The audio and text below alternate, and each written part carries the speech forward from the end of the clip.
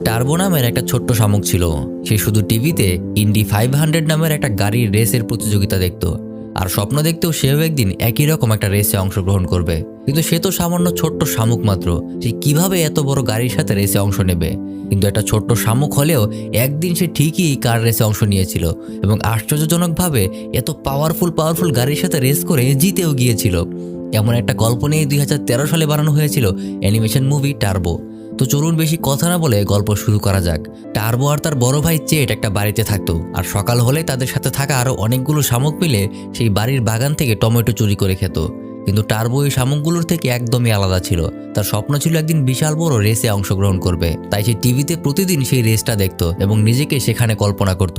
কিন্তু তার এসব ফালতু কাজে তার বড় ভাই একদমই খুশি হতো না। সে সবসময় টার্বোকে এই ফালতু স্বপ্ন দেখা বন্ধ করতে বলতো। রেসে সবসময় জিতে যাওয়া গানিয়া নামের এই ড্রাইভারের বক্তব্য শুনে টার্বো খুবই মোটিভেশন পেত।